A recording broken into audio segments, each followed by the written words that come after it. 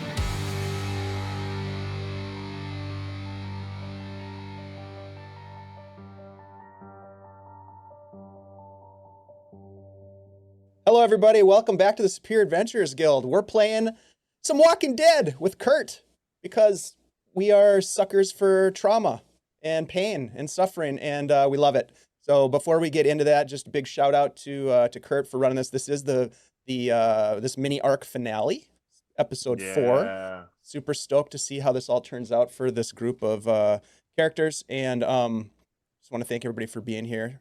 It's been a long wait. We took a little hiatus because of scheduling stuff, but we're back, and this is it, baby. So we'll see what happens. I'm gonna hand this over to Kurt in just a second, but I wanted to quickly just update folks on what's going on here at the Guild. Of course, on our Tuesday nights, we've got our Heroes of Greyhawk stream that continues. And I see Vamp Wickman is in the chat. Vamp has joined the Heroes, they've finally come up with a team name, which I'll save for Tuesday.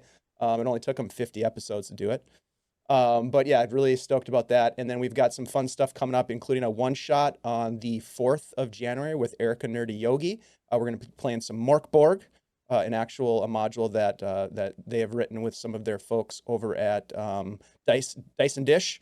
And then we'll be bringing you more fun stuff later in January. And even Shiv is going to be making an appearance later in the first quarter of 2024 behind the DM screen again for a couple of different games. So very excited about that. So more to come. Stay tuned. Follow us on all the socials. I think we're mainly active now on Twitter and Instagram these days. So come on over and say hi. We appreciate it. I'm going to hand this over to you, Kurt. Let's get this thing started, my friend. Tell us what's up. We'll do some intros, blah, blah, blah. To you, sir. Hi. Thank you. Hi, everybody. I am Kurt, also known as KuVenet. I am your wonderful game master for today, your person who's going to tug at your heartstrings and make you go, fuck you. But, there is that. Thanks, man. I am joined by this lovely, lovely cast. This is part 4 of a 4-part that we originally started in November, but like Dave was saying, we ran into a bunch of scheduling issues and all kinds of stuff like that, and so we're just now getting it to here. However, for those of you who are joining us, I will state this much. This is the end of this arc, but not the end of Walking Dead on Guild Superior. I will say that much. Teaser. Like a good tease. Like, who doesn't love a good tease? Because these poor unfortunate souls love to have me rip out their soul. Anyway, but we're gonna go around. We're gonna introduce everybody again. They're gonna go through and they're gonna tell us who they're playing and kind of, their current state. And then we will do a quick recap, and then we will dive in today, friends. So starting with the man on my would that be? That would be my left. Yeah, Bleak. Oh, hello. How's it going? Is my mic on? Yes, it is. Hi, Bleak Season.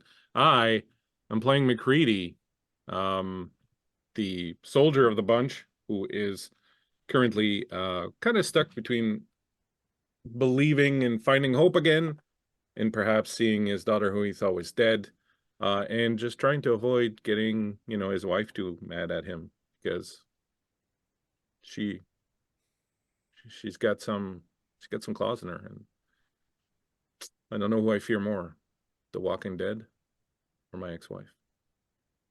I mean, both are equally dangerous. Yeah. So One if will one eat your doesn't get me, heart and one will eat your brains. if one You doesn't decide get me which when I one. play this game, the other It's one your own will. adventure. Absolutely. Um, uh, Next, to my right, to my right, left, right, whatever. Huli. Well, hi, friends. I'm playing Dr. Vey Victus, the vengeful ex-wife, who is more terrifying than zombies, apparently. Rude. But I think she's feeling vindicated right now because there was that whole doubt and such that the message was heard the way it was and the voice that it was. And then now there is somebody beside her who has heard the same message, and not even just the same like come to perdition message, but a straight up, hey mom, if you're out there, get your butt here sort of thing. Like, I've been trying to call you and you're not answering me. What's more important than your child sort of message, right? Mm-hmm. So Yeah. that's Vey. Next up, we have the bearded bastard, the brother from across the pond, the one-armed man who didn't do it, the quote-unquote Disco Inferno. No. The Disco No? Express. The Disco Express. I'm sorry. Shiv. Hello. Yes, I'm Shiv, and I'll be playing Buchanan, the lovable face of the group, a man that sacrificed his arm for the good of the party, who does whatever needs to be done to make sure these people get to see their families again. You love him, you know him, and hopefully he makes it through this episode. We'll see. We'll see. We'll see what happens. You know, we're gonna. One can try. I mean, one can try. One can try. And last but not least, our hostess with the mostest. Whose beard I envy. Dave.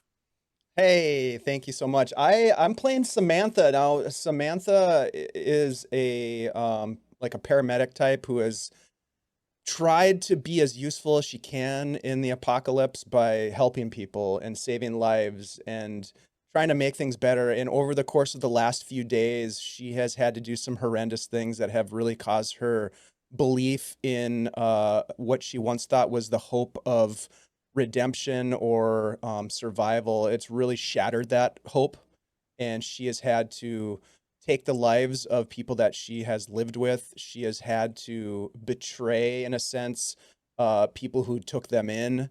And at the moment, she is emotionally drained because she has had to talk to these children whose leader was killed because of actions that her group took in the heat of near tragedy and chaos. And so she's dealing with some shit right now. 100%. And I love it. That's great.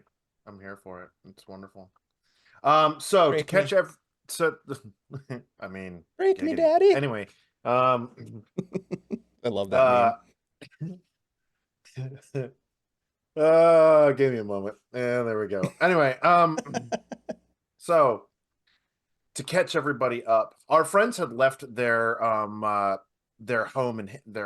in New Haven to basically, due to the fact of a roving cult known as the Mortis cult, led by the Great Mother, was going through and burning villages down. But on the morning before the assault happened, Victus was able to hear a call for perdition. A series of unfortunate events led them down the course of actions that caused them to be fleeing Haven and in search of perdition, where they offer safety and security.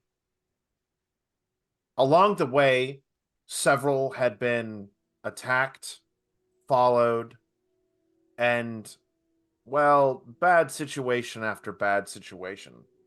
And they find themselves in a town that was used as a evacuation point when the outbreak first happened.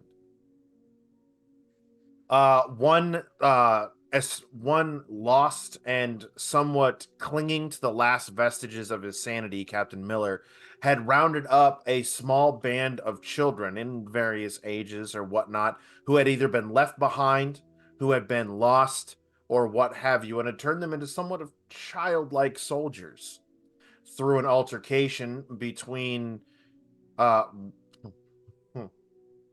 McCready and him. I'm pretty sure. Yep. He was killed. And so they come to find out that, well, there was a little bit more to his story than what was let on initially. Consoling the kids, they did allow for one group of individuals to come into the encampment. There you go. That's what I'm looking for. That's the word I'm looking for. Words are a little hard this morning. Inside the compound. And in the process, it allowed for zombies to come in. Having fended off against several of these zombies, tensions were super high as it was determined that Shiv was the one who had hit the button. And when we closed, and to open the gates, and we had closed last session with a woman coming out of a tree line with a skull painted on her face, looking directly into the cameras, and the growing sound of moans and wails from outside of the fence. We come back now as the funeral pyre begins to die down and those noises grow outside of the fence. McCready and Dr. Victus having pulled off to the side. Shiv having actually heard the call now officially. Or not Shiv. Buchanan having actually heard the call now. Things continue. The noise grows. McCready, you wish to speak to Dr. Victus. Here is your moment. I need one bit of information confirmation from you first. Mhm. I had realized that the kid that was kind of the new leader of soldier was the son of the captain, right? That is correct. And one more confirmation: we are how far removed from that confrontation at this point? It's like in the aftermath sort of thing. Couple of hours. You've had several hours, long enough for them to perform their funeral rites, for lack of a better term. And you've had a chance to rest and recoup. All right. And the last time we spoke, Hooli, Vay and I, Vay and McCready, we had talked about, we talked about the kids and all that. So yeah,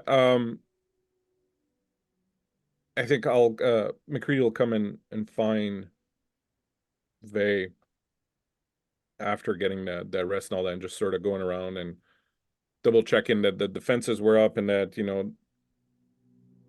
everything was as squared away as it can be.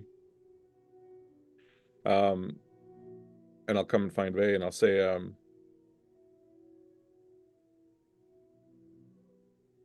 you thought some more about the whole situation with the kids here? I still think that we need to bring him with us, but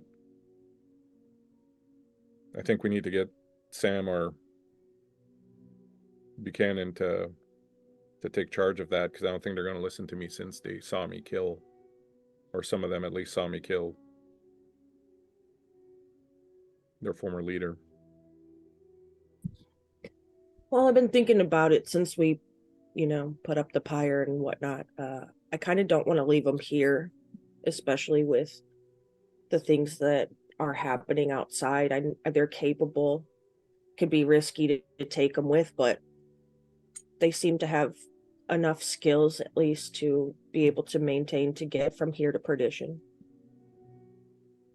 Kurt, what's the situation outside? Are we surrounded or? I mean, for lack of a better term, you're always kind of surrounded. But it is unable to determine, right, without a full like investigation, so to speak, whether or not this is still a horde due to the actions and happening, the burning of the funeral pyre, or what have you. You're not sure if this is an aggressive level or they're just Yeah. kind of congregated at this They're point. just there. Yeah. All right. So I'll say to Vay, whatever we do, we got to do it quick because the longer we stay here now, the more we're going to have to deal with when we get out of here. So my suggestion is that you go and talk to Sam and try to get Sam to rally some of the less military minded kids. Because if we get a gang of them that are less military minded to be ready to follow us, it might help convince the others. And then I'll go find Buchanan and we're gonna try to start getting together what kind of vehicles and supplies we have. And once we got all that, then we can address that kid that was the captain's son. And I think we need to sort of make them feel like it's their idea. Come with us. Because I think they're probably going to want to stay here out of a sense of duty and whatnot. They're kid soldiers. They're going to be very difficult to deprogram. I think we have to lean into it now because I think they will respond to authority and order for now. But at some point, if we want them to not grow up to be fucking monsters, we're going to have to start treating them differently. And that's where you and Sam come in, I think. Well, I think it's good we take them with us. It might be good for them to get out of this place anyway, right? Because similar to, Pavlov's dog and conditioning, right? If they're in the cage and they're used to it being in the cage, it's always going to be that way. But if we can get them out now, yeah, I'll go talk to Sam. One more thing before you go, though. Look, I agree with you. That's Mia's voice on that recording. I don't know how. I don't know how that came about, but I get wanting to feel hope. And I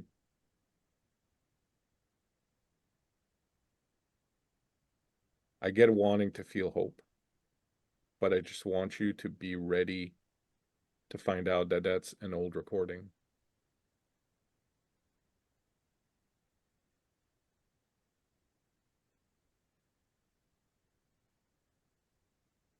Okay.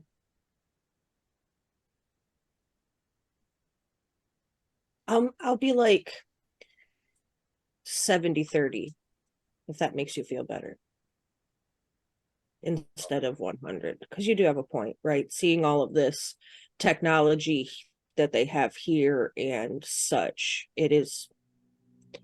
I've already been thinking about it, that it could have been some sort of recording. All they If need places is are able to have this, then they could have that. a tape that they keep playing over and over. Yeah. And, when all this started and I thought the two of you were dead, there was so much going on. It just made sense. Like it didn't make sense to think of it otherwise. With everything that had happened, it just made sense, and it was easier to kind of. Don't get me wrong, it wasn't easy to take, but there was so much going on that you didn't really have time to focus on it. And now that we have managed to, I mean, this is a shit fucking life, but we've managed to kind of rebuild something to a certain degree where we're not worried day to day about what's going to happen. I'm not going to say we're becoming complacent, but we are allowing ourselves now to feel hope. And then finding you again and hearing Mia's voice on that tape.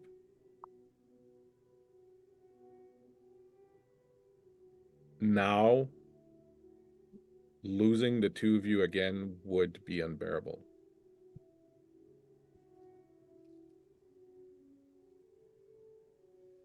But just be ready for that. Well,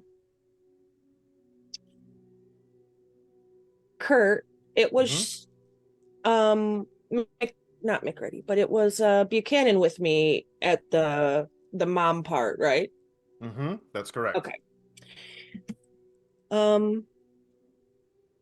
Well, I'll say I'm probably more like 90-10 than 70-30 because the last message was a little bit different.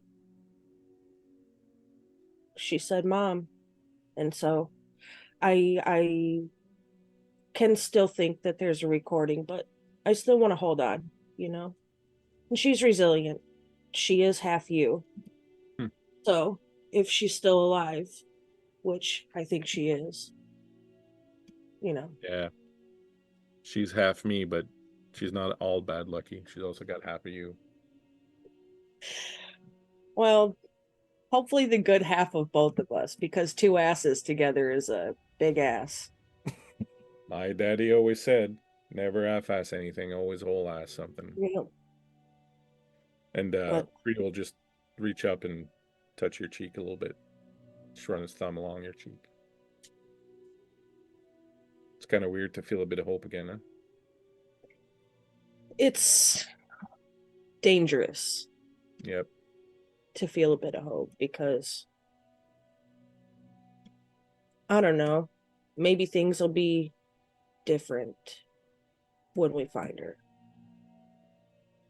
I don't know, but I'll go talk to Samantha and she'll kind of like linger looking at you for a moment and then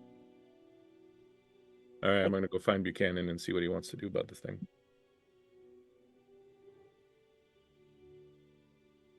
I'm just gonna stare at you a second longer and then turn and go. Yeah, I'll squeeze your shoulder gentle before I turn to leave. Samantha. Oops, sorry. Go ahead. Samantha. You find yourself kind of wandering, and you spot Lewis heading back to what amounts to the eating area. Yeah, I'm just trying to figure out. I mean, there's chaos. I'm guessing there's chaos just beyond the gates of this place, right? I mean, we're surrounded by Mother. Well, no, you don't know that. You don't know specifically that Mother is here. All you're hearing from this side, right? Because nobody's in the actual security room that watches all the cameras at this point. You guys are still coming from the funeral pyre and collecting yourselves and what have you. All right. So she sees Lewis and she is I walk over to Lewis and I'm just like, Lewis, hey. Yeah. So sorry, language, I know.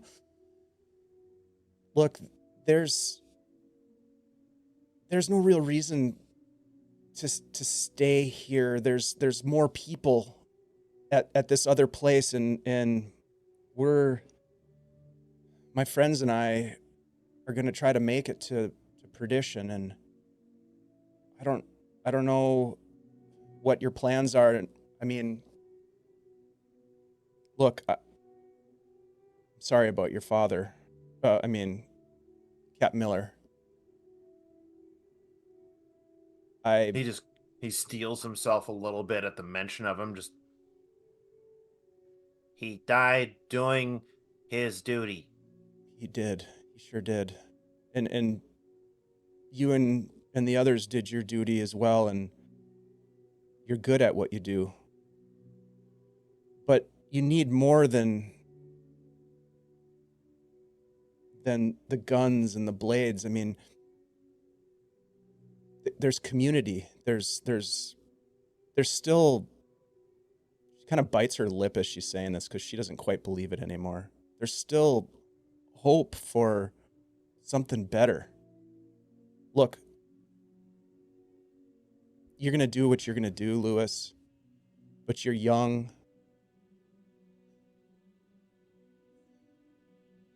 There's a lot out there. Perdition,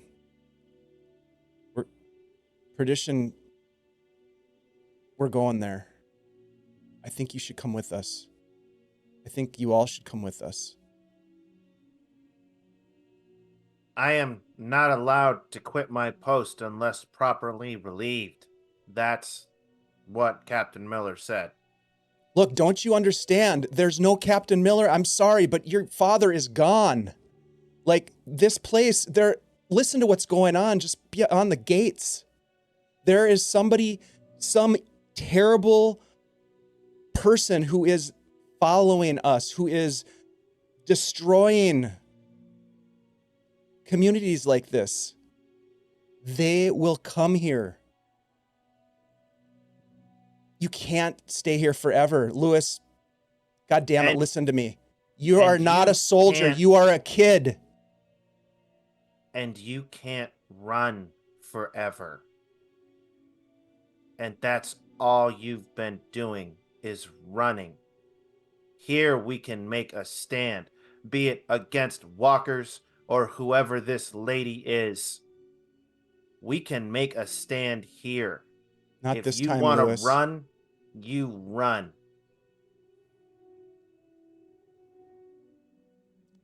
Lewis, please consider it. Just consider it. I don't want to see what happened to your father happen to you and the rest of the children here. You mean getting killed by friendly fire? Oh, we saw it. Dying We for know. no reason. Dying He died when it could have been protecting us. prevented. By running? By being tactical. By being strategic. Look, I understand you've got your duty, you've got your assignments. But your father would want you to survive. He would want you to live. Come with us to perdition. And what does it offer that this place doesn't, other than community, where we'll be treated like children and be expected to act like children? Nobody's going to mistake you for just a mere child, Lewis. Look at you. You're a You soldier. You're talking to me like I'm a child. I'm talking to you like you're a person, Lewis. Like you're not just a soldier programmed to defend a post. Like you're a human being. Like you matter.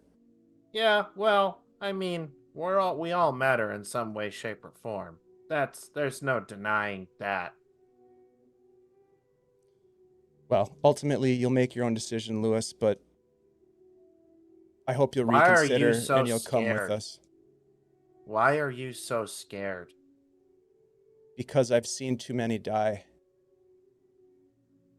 He just kind of like looks up at you, right? And he puts his hand on your shoulder and he just says, "We're all dead. The sooner you accept that, the better. And you'll live longer."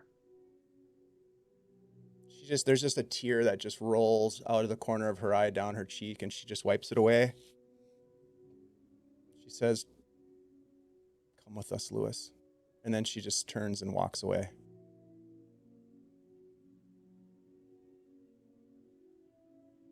You just see him, you can almost hear him let out like a sigh as you walk away. And then he turns and continues forward into the food area where some of the other people are at. And it's at that point, Buchanan, where are you? I think I'll be in the communications bunker where Faye and myself heard the recording. I'll still be in there. I would have headed back there, I think. As you walk in, that's when you start to see.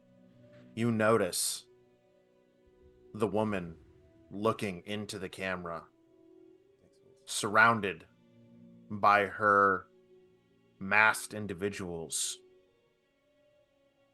moving around, moving through the walkers. Walkers not really paying much mind to them. They seem to be moving with an ease that you've not seen before. Though these cameras are a little faded, a little beat up, in need of repair, the image is slightly blurry, but they are moving amongst them.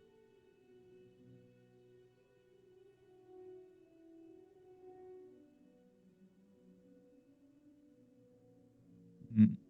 He's going to sort of stand and just ponder at these cameras and look at them. Are they trying to scope out any weaknesses in the fence line or any? That's what they're doing, right? As you've been around long enough to know what it looks like when someone's performing a reconnoiter. You know what they're doing. You can, like, you may not necessarily be military trained, but this is most definitely not your first siege. Okay. And as you're looking, and you're looking at the cameras or whatnot, you also see Lewis talking to a couple of other individuals on the internal cams, right? You can't make out what they're saying because there's no sound on it, but you do see them talking, and you do see him somewhat issuing orders. Can I tell from the body language what kind of things? Is he animated? Is he looking aggravated, or is it quite calm, cool, collected, and very sort of dialed in? The best way that I can put it is you see a child playing soldier, but the other children are playing just as much. There are awkward salutes. There are, very much over exaggerated head nods, things along those lines. Looks like we've got some work to do.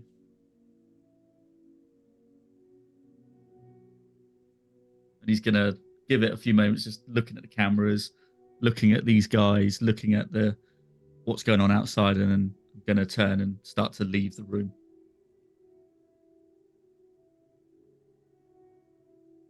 One of the kids comes up. What are you doing in there? Just keeping an eye on the cameras there. Anything? Well, they're probing the perimeter for weaknesses, so we should probably get some eyes on the surrounds just in case there's any weak points. Maybe re-secure them, just in case, till we decide what we're going to do. Can we leave? Can we leave? Of course we can leave.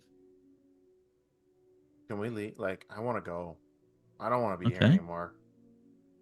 Well, we're going to head to Perdition, so, come with us. I'm Sarah. Hello, Sarah. I'm Daniel. Hi. And I'll put out my good hand. Your bandages need changing. Oh, yeah, thanks. Do you know someone who might be able to help me? And you see her pull this, like, JanSport backpack off of her back, and she, like, zips it open, right? And you see her pull out what amounts to, like, a trapper keeper, and you hear that unmistakable Velcro noise as it opens up, and you see what appears to be, like, sections of, like, a medical procedure book, right? Oh, And she's just like flipping through, and she sets it out, and she puts on this little headlamp and clicks it on so she can see, and pulls out all this gauze and whatnot.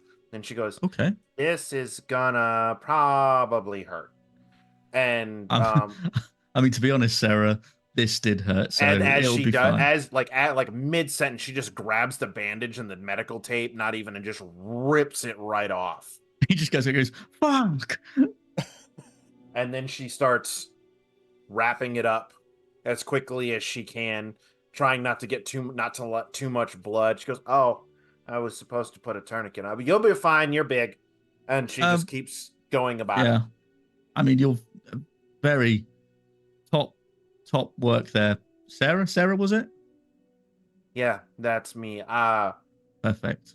And she kind of does like this little salute. She goes, You- Lance Corporal, Corman Medical.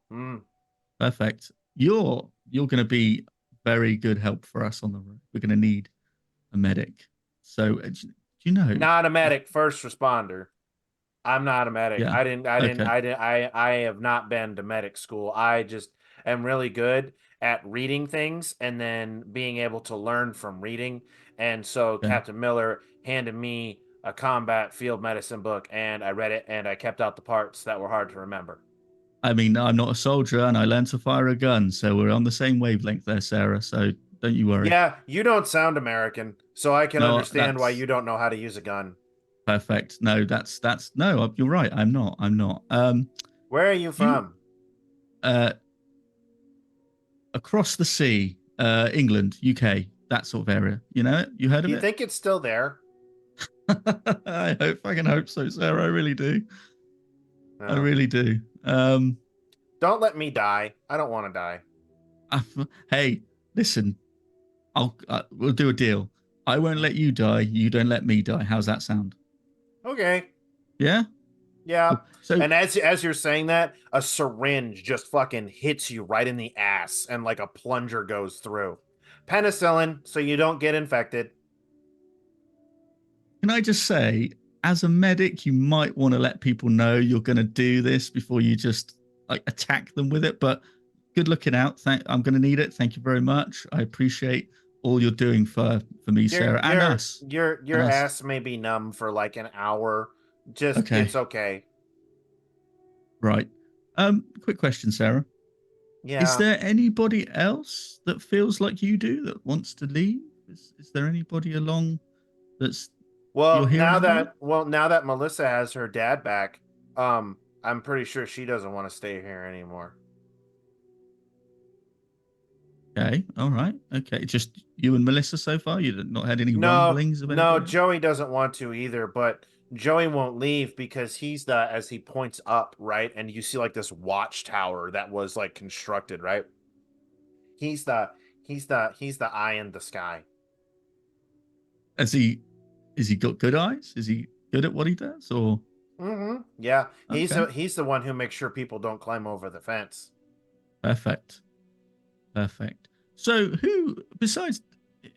what's the chain of command here after Captain Miller's son? Lewis, that's his name. Lewis, I forget. Sorry, my memory. Your arm's not tied to your memory, but I think I understand. You're old. It happens. No, but pain is, Sarah. Pain is tied to the memory. So after Lewis, how's it fall? Who's after Lewis? Is it just Lewis? Does he have like no? Then it's Stephen. Stephen. And what's Stephen like? Is he a reasonable kind of character? Well, it depends upon what you give him. Interesting. What's Stephen after? Is he after anything specific? He likes root beer and nudie magazines. Okay. Right. Interesting. Okay. And after Stephen, who have we got there? Nobody. That's it, really. Well, the rest of us are just kind of. I am a Lance Corporal, but I am outside of the chain because I am medical and I have special rights and privileges that others don't. So, like, if Captain Miller one time, right, he got shot by these dudes who came in, who were trying to steal from us, right? And he was like, I have the authority to make it to where he has to stay in bed because he had to heal at the time. Though, this recent time, there wasn't much that I could do for him for that one. But technically I outrank you. And so because I outrank you, I can tell you that you need to lay down. But technically I'm a diplomat, so I don't know how that works with the diplomatic military structure. I kind of have diplomatic immunity to these sorts of things. But anyway, that's by the by. Now, I'm going to have to catch up with some of my friends soon and discuss some things about possibly leaving. Now, I want to know, and obviously this is between me and you, are Mhm. you on board if we are to leave? Do you want to Well, come with us? I won't leave my squad, but if my squad wants to go, we'll go. And how many's in your squad? There are, well, now there's 12 of us. 12. Okay. Yeah. All right. Well, I'll speak to my people, and we'll go from there. But it's, I think you're going to be a great asset to us on the road there. Mm-hmm. Do you think at any point you might like get Steven over for a chat? Well, he's in the Humvee doing Rover, so no. Right. You have to Okay. call him on the radio. Okay. Well, I might do that. Let me just catch up with my people first, and maybe I'll have a quick chat with good old Steven. See what Okay. he says. Okay. Well, thank you for the bandage. You've been a great help. She Yeah. grabs your good hand and puts 2 pills in your hand, and she Oh. closes it and she goes, "Take 2 of these and see me in the morning." I sure will. Thank you, Sarah. Mm-hmm. You've done a great job. And I will mention you in dispatches for promotion if it was ever to come up. That would be nice. But Perfect. I really just want to play with my dolls again and Well, cook food. That's what I'd like to do. yeah. I mean, we'd all like to just play with dolls and cook food, Sarah. But the world is weird. Yep. And with that, she zips up her backpack and slides it back on, right? And she pulls a scrunchie off from her wrist and does the side thing out of the side of her head because she can only quite get at one side of her head. The side ponytail. The Nice. side ponytail thing, right? And then she goes, "Well, it's my turn to walk perimeter, so I gotta go." And you see her little hands basically pull out this fucking massive pistol, and she just looks, checks it with an ease that you've only ever seen McCready do. And then she runs off, and her little LA Light sneakers light up as she runs off. And I'll just call out and be like, Sarah, Yeah, just be safe, yeah? always. Promise. No. And then she just keeps running. Shit. And he just watches her run away, looking slightly concerned.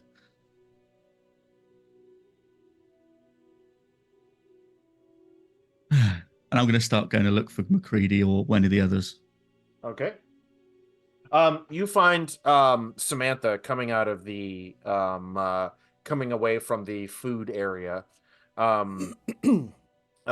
little discombobulated, a little frustrated. You can tell by her physical form that she's agitated, but not necessarily angry.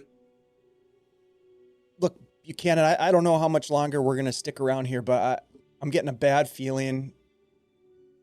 I talked to Lewis, and I don't know if these kids want to leave with us. I think they want to stay and serve some duty that is no longer valid. I don't know what to do. Let's walk and talk. And I'm going to take her aside. Are you okay? You seem a bit rattled. You seem a bit upset. Yeah, I'm fucking rattled. I mean, do you see what's going on around here? Sorry, Daniel, do you see what's going on around here? You see what's... I know exactly what's going on. So how the fuck are you so calm about things all the time? In a situation like this, a diplomat must always keep his cool before showing your hand. Don't you worry. I've got some ideas. I've already made some inquiries. What do you mean? Well, there's at least 12 of them that want to go. Yeah, but they're going to leave this place? They're going to come with us? I've been... Pretty much. One's a medic. That's going to be handy. What about Lewis? He's in charge now, I think, with his dad gone. Yeah, but his underling he's got a number 2 called Steven. I think he could be bought. Bought? These are Fucking kids, Daniel. What the hell are you talking about? Well, there's always unfortunately, this is going to sound cruel and a bit harsh, but everybody's got a price. And if we want to get these kids out of here alive, then there's going to have to be some changes in the command structure. Look, Now, I know you don't like it. I can tell by the look of your face you're not going to like it, but I don't see how we're going to get these guys out because they're not going to go on their own. If we do this, if we convince these children to come with us, we better damn make sure that we get to perdition. Because I don't want all of their... I'm trying to be hopeful here, Daniel. Mm-hmm. Hope is all we've got left. I'm starting to think that it's already gone. Well, let me let you in on a little secret. I think we're going to be just fine getting perdition. There's two people who are pretty much well invested in getting perdition. Vay and McCready. Bingo. Because from what I understand, their daughter's there.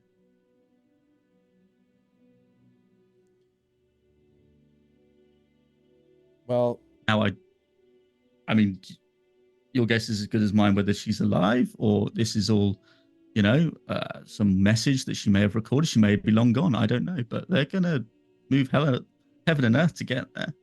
We've just got to ride those coattails. yeah. Yeah, we need to get there. I feel like we can convince Lewis. I think he's movable. Yeah, I think he is. But as soon as you start seeing that everybody else wants to start leaving, I think he's going to move with the crowd. I think we should have McCready talk to him. Soldier to soldier? Pull some of that, yeah. Hmm. Pull some of that sir, yes, sir shit that he's so good at.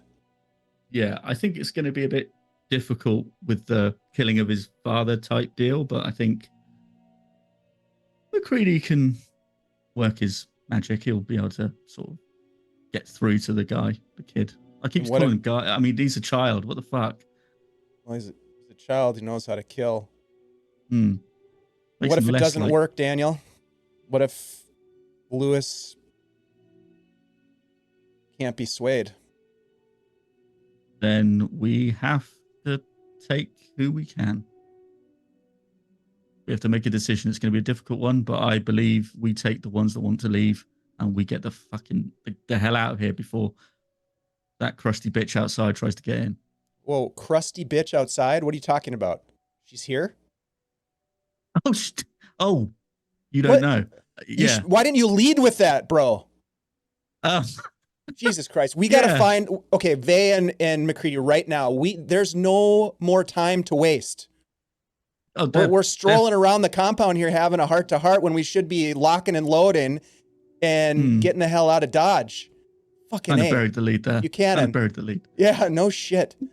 But I mean, right, I better tell you, they are looking for weaknesses in the fence line, so we better kind of speed this along a little bit. Holy shit, McCready. You didn't just lose an arm, you lost a few brain cells in that attack, didn't you? Hey, I'm just fucking with you. Let's go find him right now. Let's go. Time is of the essence. Let's go. Thanks.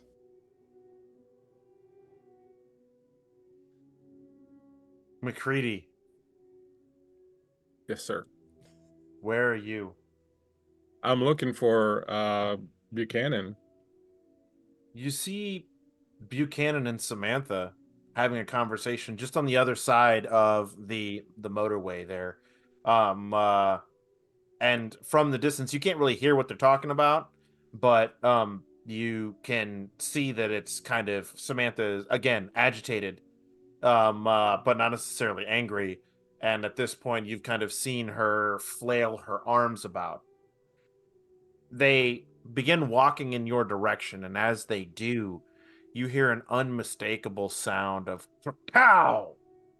And as you look up, you know that sound. You know that unmistakable sound of a Barrett 50 caliber rifle. Fire from the very top of the tower. And then all of a sudden, you see all these klaxons starting going off. No sound, just red light spinning around from several towers. And then the rapid sound of feet moving and some muffled shouting. From having been in the compound now for a little while, what would I think is the best vantage point to see outside, or the best way to see what's going on outside? The tower that Joey's in. All right, so I'm going to yell in the direction of Sam and Buchanan. I'm going to say, "Find Vay, we got to scramble out of here." And then I'm going to run up to the tower. I'm just gonna shout back, "It's Mother! It's Mother!" And then she's gonna go try to find Vay. Again, as I'm running, I'm going to shout back, "We're going to need vehicles. Ask the kids if there are any vehicles that are in working condition around here. Anything will do, except maybe a fucking moped." And as I'm running the other direction, I'll shout back, "Okay, we'll look for the vehicles and Vay." Buchanan's in the middle, like, You can and just find like- something to do. I go look for Sarah. All right. As you guys all start heading out and moving, you hear from the other side of the wall, right, on a loudspeaker, like one of those megaphones, right? A woman's voice. "You thought you could run, and how we love it when they run. Mortis calls for you. You left your haven in search of a new life, but there is only death. Join us, or be revered."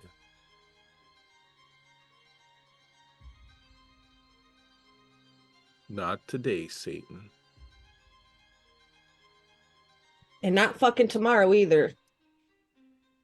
Is the gunfire that we heard, Kurt, is that coming from the compound firing upon them, or is it them firing upon the compound? The big watchtower that came up out of the center of the compound, right? The shot came from there towards the fence line. Okay.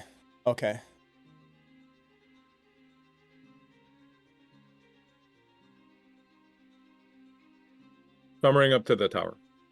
As you run up to the tower, you hear another cow as another shot is fired. You hear a voice yell down, "I don't think I can fire this thing another time. There's guys scaling the walls. They ain't walkers."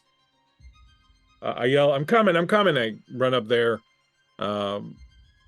Is the gun jammed, or is the gun... No, it's just a small child firing a gun that is hard for grown men to fire. So I will take the gun from the child. I will take her. Is it a girl or a boy? It doesn't matter. But I will. It's a little boy. His name's Joey. But in this moment of you grabbing it and finally being able to see that bird's eye view from all around, there's a spotlight that is up there as well. Not turning it on, you start to see the mass of walkers outside, looking like a swarm of ants. And you see that unmistakable truck bed with lights and speakers behind. And in the darkness and the faint light, you can see people trying to hop over the top of the wall. Not walkers, people. People, do they look like they're fleeing the walkers, or do they look like they're part of that group? You can't tell in the darkness. How many, roughly? 4 at this point. And are there walkers with them, around them, or is it just them? It's just them. Are they armed that I can see? You can't quite make out, but you're pretty sure that they are moving with a military precision. Okay, I will tell the kid. You know the guy who speaks weird who only has one arm? Yeah. Right. You need to go find him. You need to go downstairs. You need to go find him. You need to tell him that McCready says that there are 4 soldiers, human, coming in through the back. Okay.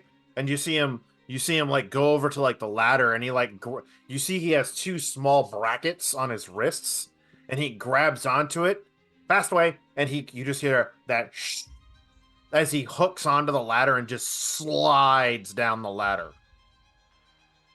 My boy.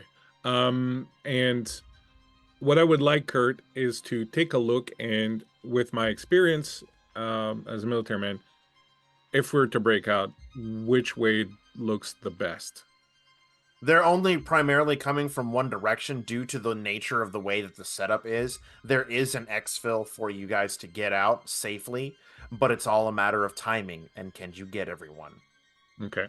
So the first thing I'm going to want to do is with the 50 cal, I would like to put some shots into the truck with the speakers. I'm not trying to hit anyone. Give me a range roll. Yep, give me a ranged combat roll. I will use the advantage that Darling gave me earlier. On that. All right, so range combat 5 plus 2, and it's plus 1 die for the advantage. Yep. Okay.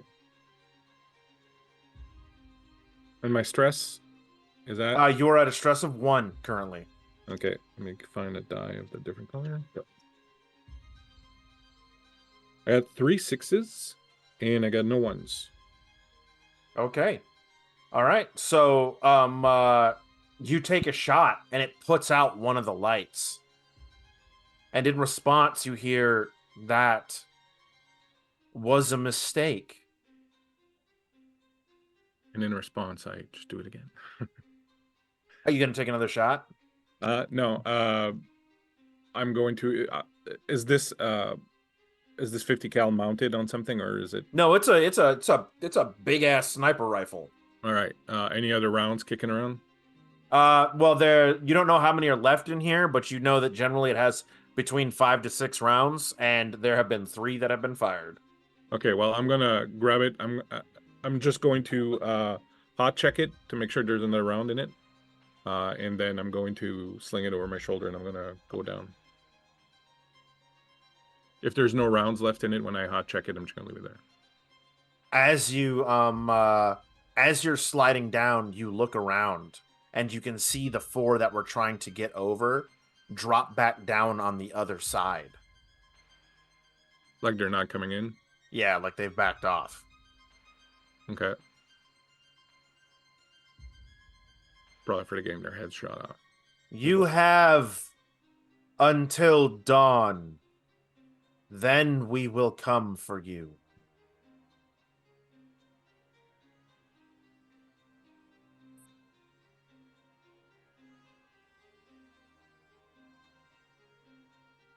I will go down and try to find the others. Okay. You see them all kind of starting to congregate, looking for orders, trying to figure out what's going on. Lewis comes out, and he's taking stock of everybody. Joey is running up to Buchanan, and he goes, McCready, he said I'm supposed to tell you something, and I'm supposed to help you do something, but I don't remember what it is. There's a lot going on. Okay. Right. What did he say? What did he say? I don't remember. Fuck. Right. Where is he? Up there. Okay. Right. You go find. You know Sarah? Uh-huh. Right. Find her. Bring her back here, quick as can. She was checking the perimeter. Find her. Okay. Quick. And I'm going to run back in the direction where McCready is, and I'm going to shout up. What do you want?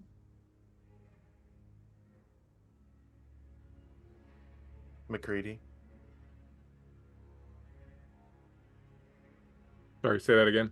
I'm just shouting up it to you. What do you want? As that kid's found me. Yeah, so I'm running back towards it. It's all right. There was 4 people, look military coming in through the back, but they retreated. I think maybe they're afraid of getting their heads blown off by the sniper, which the sniper's not there anymore because I'm not here. But I'm gonna go and check that out. Looks like we've got ourselves a bit of time. What's the situation down here? Well, we have at least a squad of 12 that wants to leave with us. From what I found out. Okay. You're gonna have to step up, and you're gonna have to get a little military on their ass. And I mean, like hardcore. Real deal. Don't ask them what they want to do. Tell them what Give you orders. need to do. But you need to get Lewis on board first and foremost, because he's the one that they're going to respond to, and he's going to respond to military authority. So you tell him this. You tell him that we've got orders. Our orders are to exfil. Our orders are to evacuate and regroup with the main force. You use that kind of language. You tell him that. Okay. And Will then do. round up the people, and we need to get vehicles. We need to get whatever gas we can, whatever supplies we can. We have a few hours before dawn. So you go and talk to Lewis and try to get that organized. I'm going to find Vay and Sam, and we're trying to get the supplies that we need.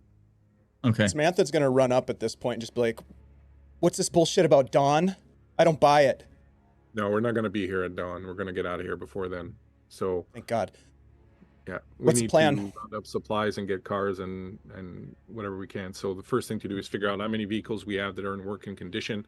We need to find out how much gas we have, and Buchanan here is going to talk to Lewis and try to round up the kids. We're probably going to have to go with the hard method. We're not going to be able to sweet talk them into it. But the deal is this: we're leaving. Whoever doesn't want to come with us has to stay here. We're not going to fight about it, but we're going to try to take as many of them as we can. Okay. All right, so let's go around, talk to the kids, find out cars, vehicles that work, what kind of gas. I'm sure they got a supply of it somewhere, and anything else that might be useful. Right. Go. Victus. You, Sam, Sorry? they'll have that grenade, right? Yep. Just waiting for an opportune time to blow that bitch's head off with it. Well, grenade's not very good for taking out one person.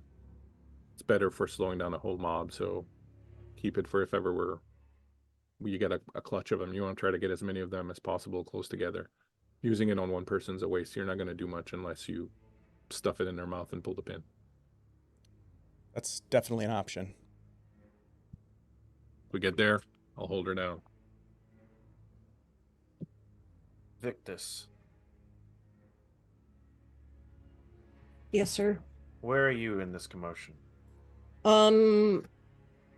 Before the commotion started, when I walked away from Zeke, my plan was to find Miller's office before Okay. finding Samantha. Okay. So wherever that would be is probably where I still am, or Okay. maybe way out of. You are there. And it very much looks like what you would picture as a stereotypical like general's office, even though he wasn't a general, right?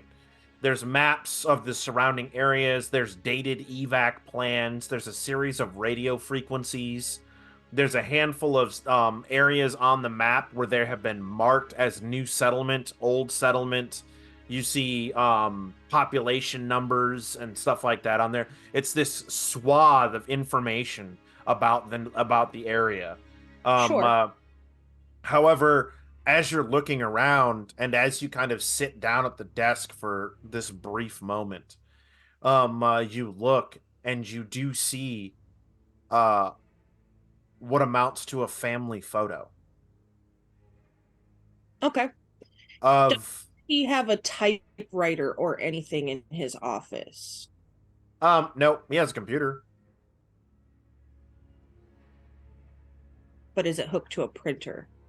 Sure is. Oh, perfect. I want to use this computer if I have time before things get crazy. I want to write up a change of duty letter addressed Okay. to Lewis and his, like, I'll put his name, his rank, his unit name and the date, Mhm. all of that information. And then the subject will be change of duty assignment, deployment to perdition. And then it'll say, Dear Lewis, his rank, whatever. I hope this message finds you well. I'm writing to inform you in your change of duty assignment for your unit. Effective immediately, your unit is being reassigned to the town of Perdition to provide protection and support for the civilians residing there. The town of Perdition has recently experienced an increase in security threats. It is our duty to ensure the safety and well-being of the local population. Your unit has been specifically chosen for this mission due to your exceptional skills, dedication, and experience in handling such situations.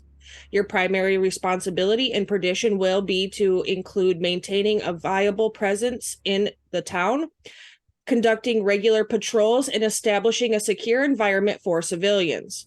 It is crucial that you establish a strong rapport with the local community, as their cooperation and trust will be vital in achieving our mission objectives. I understand this change of duty and assignment may require adjustments and additional preparations. Please ensure that your unit is adequately equipped and briefed on the current security situation in Perdition. Coordinates with the local authorities and other relevant agencies to gather intelligence and collaborate on security measures will be provided. I have full confidence in your abilities and trust that you will carry out this mission with the utmost professionalism and dedication. Your commitment to protecting the lives of innocent civilians is commendable, and I know that you will make a positive impact in Perdition. Please acknowledge the receipt of this order and provide me with an estimated timeline for your unit's deployment to Perdition. If you have any questions or need further assistance, do not hesitate to reach out for me. Thank you for your unwavering service and commitment to duty. Stay safe, stay vigilant. Yours sincerely. And I will sign it as Lieutenant Commander Dr. Vay Victus. Okay. Give me And a I wanna- manipulation roll. Okay. So I have Technobabbler, which says I can use tech as manipulation when I discuss complex matters. I feel this is slightly complex You because know that is what? a lot of writing. I will give it to you. I will give that to you for certain. Can I That was throw awesome, in on Huli. this? That was Can I awesome. throw in on this, Kurt? Can I help her even though I'm not there because she's heard me talk like this her entire life? You know what? incredible. I would buy off on that. This is kind of a big moment. I will very much buy off on that. Sure. Yeah. Awesome. You also Uh, have a couple of plus Okay, ones from the chat, Huli. So my wits is 5 and my Mhm. tech is 3. That means 8 dice, right? Right. Okay. Your stress level currently is going to be a 2 because Yes, I you have know the level of what is riding on this. Okay. So I have 8 dice. I have 3 d6s from the audience. Okay, I don't know. I don't want to burn them all now because shit's about to go haywire out there. I think 8 dice is good. I think that's Okay. good. Well, what's the help from Bleak? Is that an extra dice? Is that what that One is? die. Yeah, one die. All right. I lied. I'll go with 9 dice. Well, more than that. And don't forget your I stress know. dice. Yep, I got those here too. Okay. All right. I got no ones. I have a 3 and a 4 on my stress dice, so that's good. Okay. I have 1, 2, 3, 4 6s and 2s and 4s aside from that. As you're looking at this and you're coming up with putting this together or whatnot, right? It looks good. It looks right. You even look over and you see U.S. Army letterhead paper stacked over. And you feed it into the printer. And as you do, you look over and you look at the picture that's on the desk. And you see the unmistakable face of Captain Miller. And then you see the unmistakable face of Lewis. And then you see an unidentified woman and a set of unidentified daughters.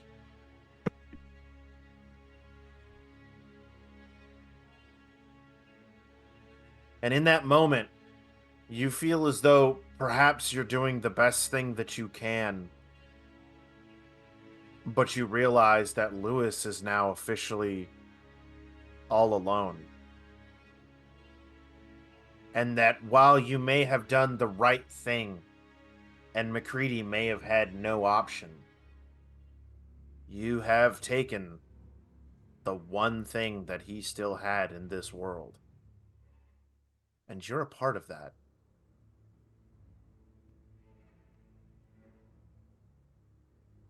And as you're sitting there in that moment, the paper spits out of the printer. And as you go to stand and walk out, Lewis walks in. What are you doing in Captain Miller's office? Receiving a message for you, actually. For me? Yep. And I'll fold it up in threes and slide it in the envelope I was going to give it to him in and hand it to him. He like looks at it, reads it.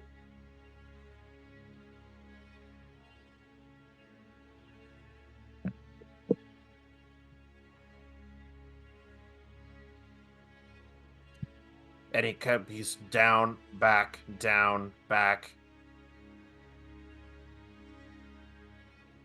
And he folds the paper in half and he pulls up his walkie-talkie. Steven, it's Lewis. Get the breacher. Steven comes back across the radio. Are you sure? Yeah. Get the breacher. Okay.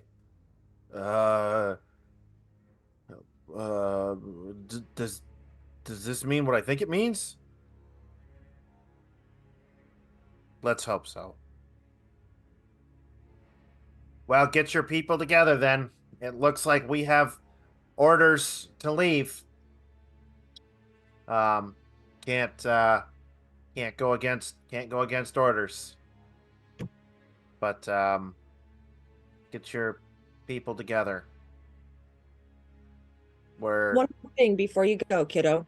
I'm gonna take the picture out of the frame and I'll fold it up into fours and I'll hand it to him. And I have a picture in my pocket too that's from the last time we took Mia to Disney and we're all in our matching Iron Maiden shirts. So I'll take it out and I'll show him. I have one too, and I'll stick it back in, pat him on his shoulder. All right, get to work, soldier.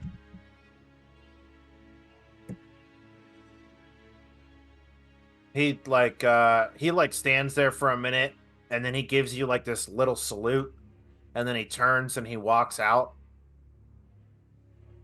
And it's at this point that you kind of walk out and you see the silent klaxons going off. You see Samantha down there talking to Buchanan and McCready and whatnot, right? And the other various kids moving about. Charles, the dad, he comes running over and he goes, "What's this all about? What's going on? What's with the lights?" He comes to me and asks. He just runs over to the group. At this point, you've all kind of converged. Okay. Yep. What's going on? Well, slight development. She's at the gates, or she's outside, and we need to leave. Well, that's good. The kids are packing up. Good. So Wait, what? They're coming with us, yeah? Is that what you mean? all of them. Let's get the fuck out of here then. Great job. Yeah, let's go. I'd like to know how you managed this, but we'll talk about it on the road. You know what? A politician never shares all of their secrets, and she'll just wink at you. You taught her well. As you go about getting your stuff together, after about 20 or so 30 minutes, you all hear a rumbling, a sound of which you have not heard in quite some time. It sounds powerful and heavy. And coming out of one of the hangar bays is this massive 8-wheeled truck that comes rolling out with a flatbed on the back of it and a massive, what you would assume to be a snowplow, attached to the front of it hastily, with several large ironed on cut beams attached to the front of the vehicle. As it pulls around, it comes to a brief stop, and Steven gets out, its engine churning over and over and over and over. Where's Lewis? Where's Lewis at? Steven's looking at you all. Yeah, where's I Lewis? believe he's preparing his things and gathering the rest of the unit.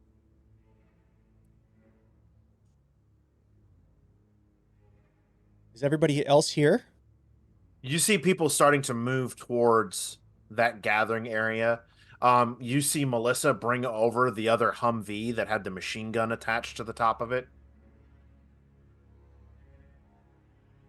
Good. Samantha's gonna reach out and start helping, like, load gear or whatever, you know, kids are bringing out with them into the flatbed.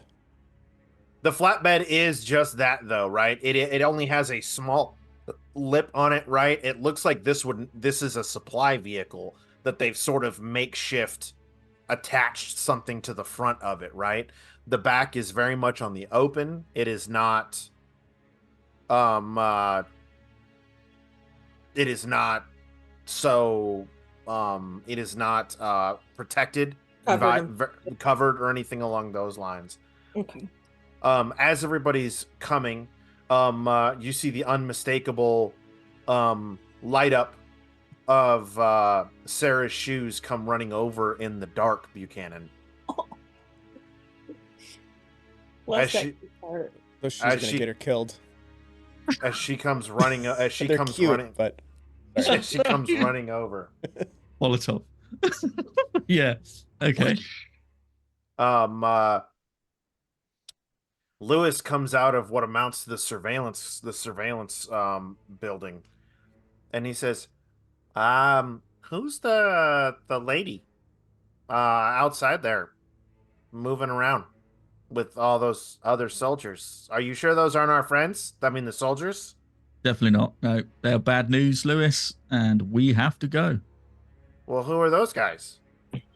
Well, Bad guys. they're bad guys, yeah. What did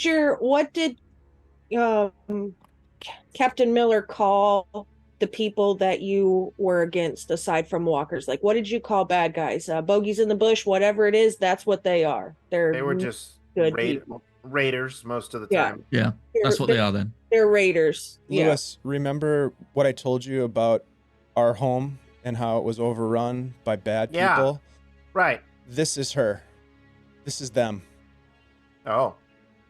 They're not here to talk. They're here to take everything, including us, you, everyone. That's why we're leaving. Oh. I'm glad you're coming with, Lewis. Kurt, what is Lewis's rank? I cannot remember. He doesn't really have one, kind of thing. It was never actually established, but it was, for lack of a better term, no one ever addresses him by rank. They just always called him Lewis. Okay. But it was well known that he was Miller's son, whether or not he actively addressed it. He never wore any rank. He never did any of Okay. that stuff. And it was almost as if Lewis was kind of revered as outside of the normal chain. However, at this point, everybody has been kind of looking to him because of Right. who his dad was.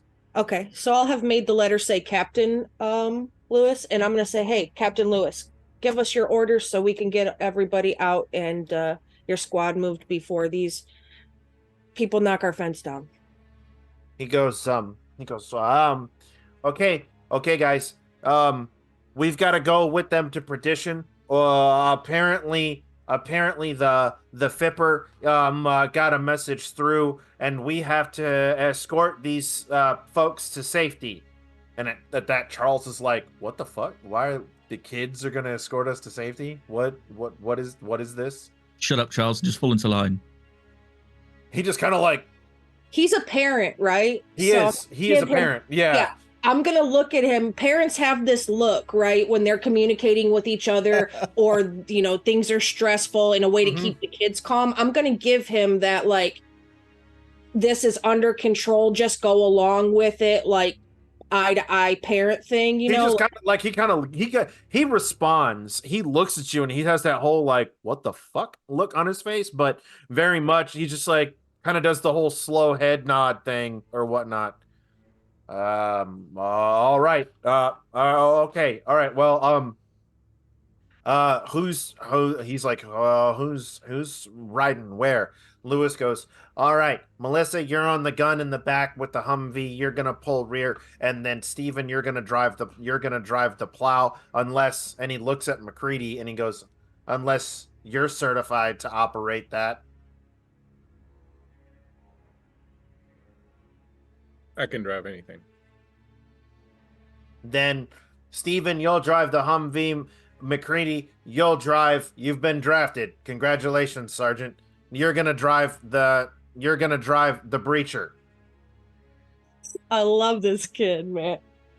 And he turns and he looks. Samantha, you're gonna stay in the Humvee with them because if anybody's gonna get injured, it's gonna be them. More than You got likely, it, Lewis. I mean, they're gonna Captain. they're gonna go around and they're gonna try and flank us as per a normal Alpha Bravo situation. So therefore, everybody has to protect the diplomat. We've played this game before. Protect the president. Only in this case, protect the Brit. So Buchanan, you're gonna be in the middle truck, and you're gonna have the most people on it, along with Colonel Dr. Victus. Here is gonna be in the middle truck as well. Everybody else Perfect. needs to protect them as much as possible. Everybody load up. Samantha's just gonna grab Vay by the arm real quick and just look at her and go, "What the hell did you tell him? Protect the Brit? Fucking A, Vay." And then she just walks away.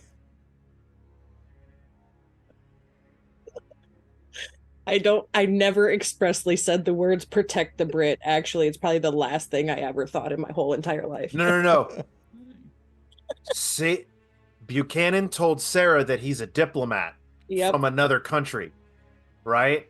So he took it as a HV and high value individual, right? Yep. An HVI, right? So now he's taking it and then he's putting a spin on it, right? To something that Absolutely. they all understand.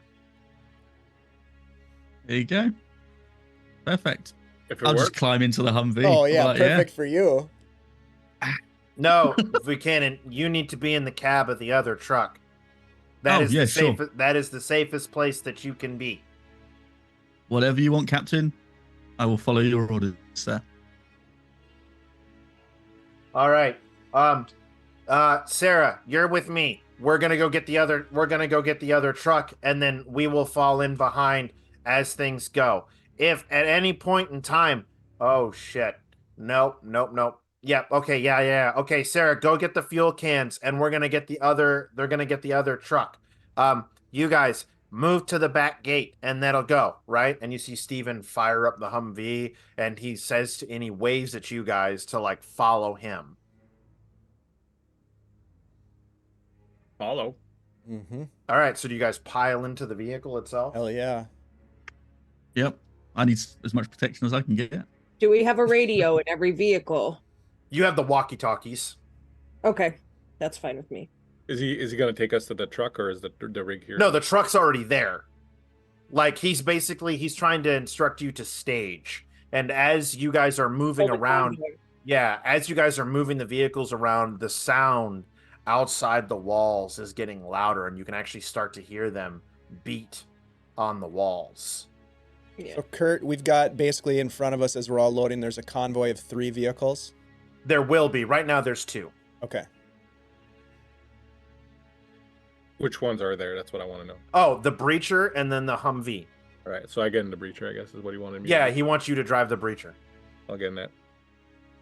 Yeah, I'll jump up in the breacher with you to ride to the gate. When you jump in, I take the shotgun, the SPAS 22 that I have, and I hand it over to you. Still remember how to use this thing, right?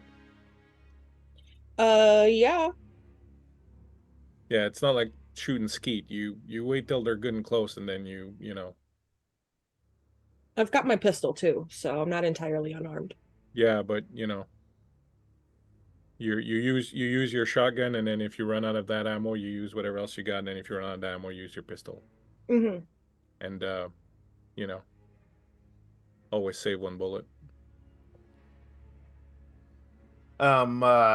As you guys are moving over, you begin to hear the beating on the walls more and more, right? And you hear Lewis say, "Okay, all right, you guys in the vehicles? Are you guys staged? Are you guys ready? Okay, all right. I've got to open the gate in here. I've got to open the gate from in here for the back gate. All right. So wait, we will catch up to you. Sarah's in the truck. We're good to go. And then I'm gonna activate the gate. We'll hop in and we'll fall in behind you. Okay? Yeah, and we don't have to worry about closing the gate. Just leave it as it is. That's my call to make. Thank you. All right, if that's what you think is a good idea, just be careful. Anyway. All right. Truck 1, are you ready? He's Mick ready. I'm mech ready yet. Big rig. Ready to roll. Truck 2. Yeah, we're good to go, I think. Yep. Yeah, we're good to go. Okay. All right, guys. I'm gonna go ahead and I'm gonna hit the button. All right.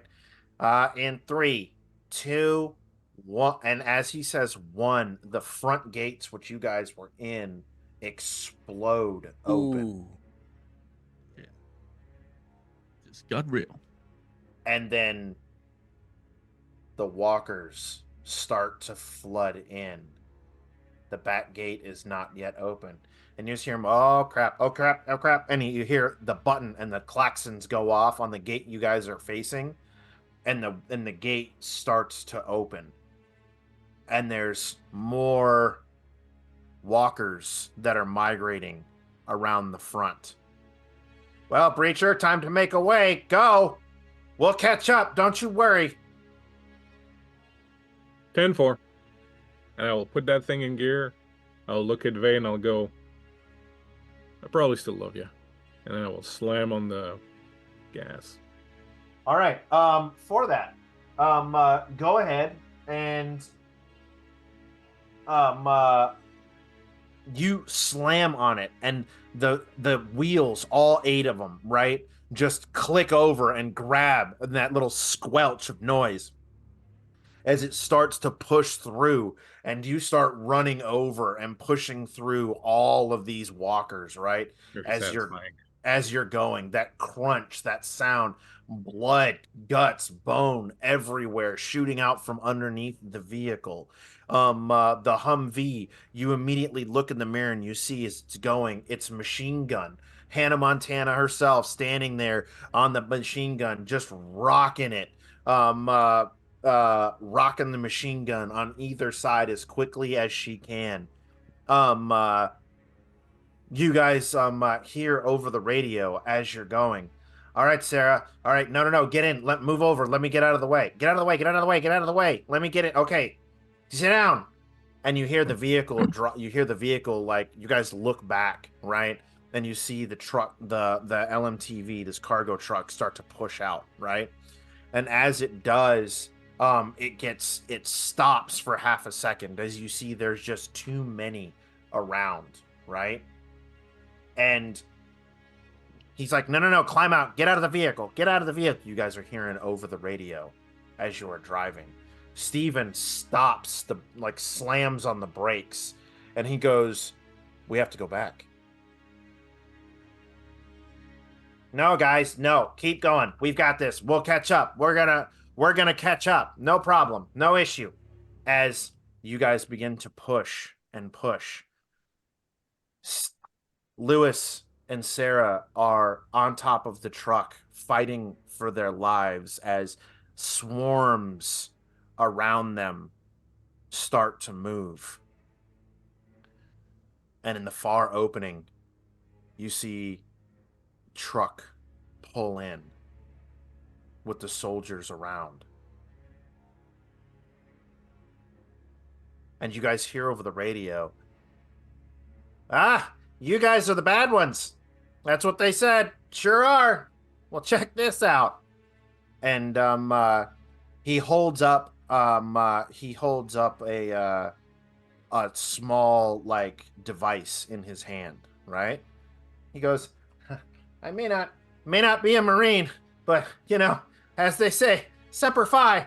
And you see him smash a button, and those heavy machine guns that you had first encountered at the gate click over and begin to open fire, looking for targets anywhere that they can find. And they just begin to rip through. And you hear Sarah's voice. Well, Daniel, I guess you made it. Deal's a deal.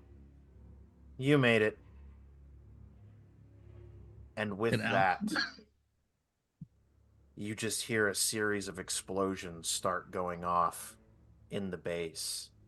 Like you would picture strip miners blowing off the side of a mountain. Do, do, do, do, do, do, do, do, do, do, do, around the entirety of the building and around the base. Explosion after explosion after explosion. McCready, you instinctively put your foot to the pedal and peel off, the Humvee quickly following. Samantha, you look back and you see what amounts to this outpost, this base, just engulfed in flame and fire and explosion. She just grabs onto the edge of the Humvee and just yells Lewis's name as loud as she can. You hear a coughing noise across the radio.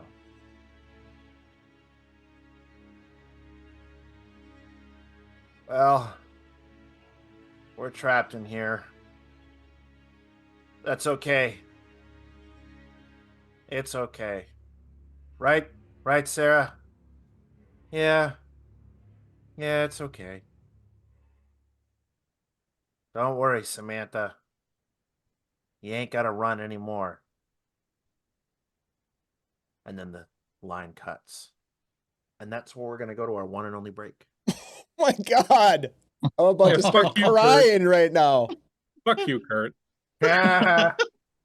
Oh, Lewis! Oh. Oh! Oh my God.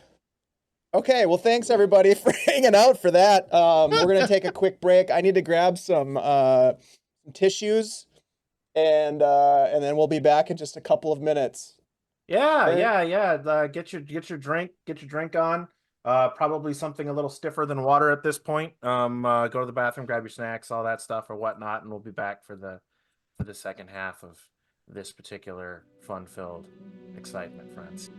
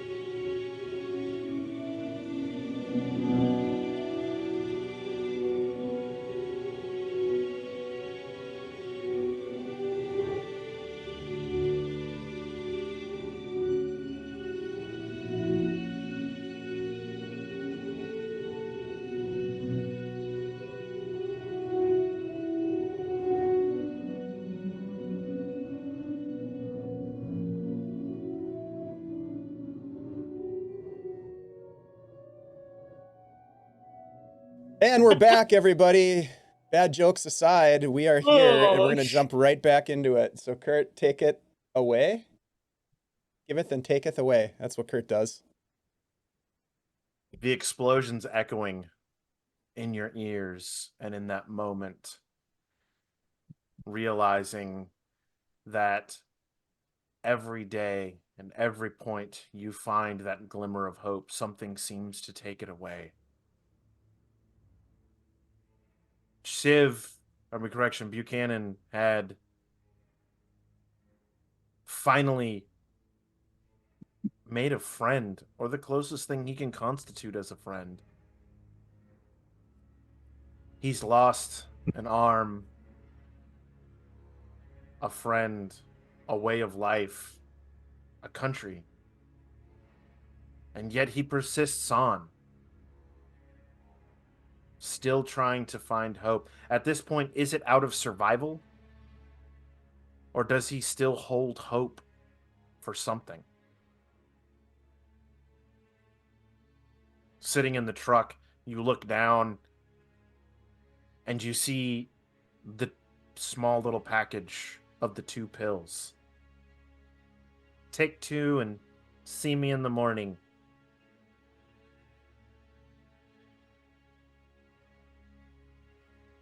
He's just gonna look down at them and just look like the blood has gone from his face. He's like pale white. He just looks 1,000-yard stare at the floor.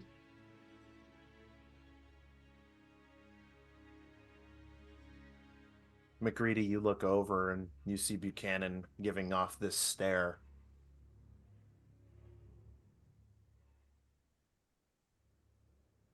Okay, there, Buchanan. No. No, not really. Not at all. It'd be a fucked up thing if you were. Hmm. Yeah. What's sticking in your craw? She was good. She was, just couldn't do it. Couldn't save. Suppose we can't save everybody. I thought you were a politician, Buchanan. That's not everything I am. I'm many things to many people, McCready, but I'm not heartless. Surely this is not a new lesson for you. No. Look, I'm sorry that it didn't work out for her and some of the others, but if you don't want to go down that pit of despair and just fucking get swallowed up by the void, you gotta not look at them. You gotta look at the 10 that we got out. Those are 10 kids that are getting a shot. 10 kids that may have kids of their own someday. You can't look at the other ones. That shit's just gonna drag you down, man. Yeah. Yeah, maybe you're right. Maybe you're right. You're gonna get that phantom pain for a while, like your arm, but at some point you gotta realize you got the other one. Yeah. Well, let's hope there's one more kid out there that's still with us, yeah? We'll see. We'll see.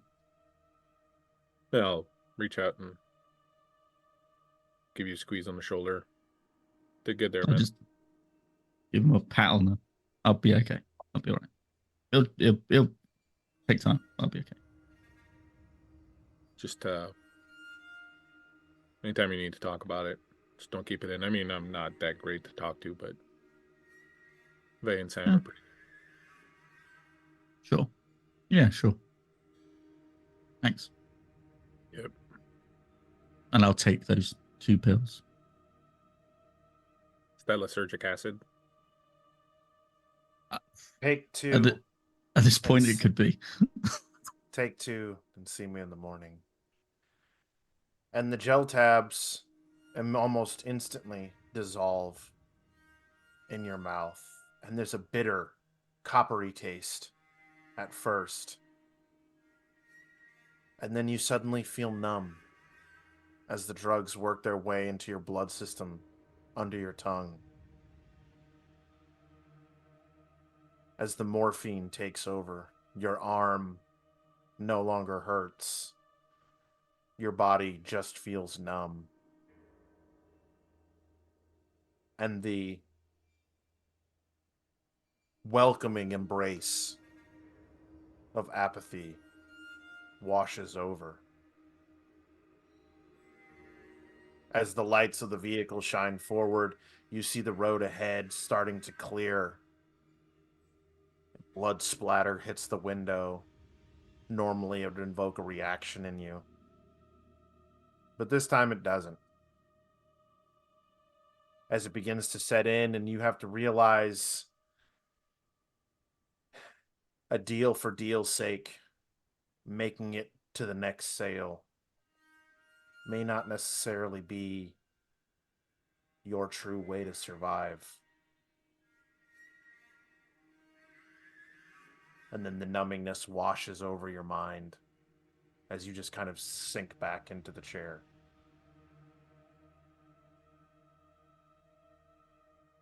McCready, staring out, the crowd begins to lighten up. The headlights turning more of a orangish red as gore and ichor cover them. You look over and see that whatever Buchanan took is taking part or taking over. But he looks more relaxed, more calm. And ahead of you is the road. And the actions of the last few minutes gnawing at your brain. Soldiers die. It's what happens. But I wonder, does this one hit a little different?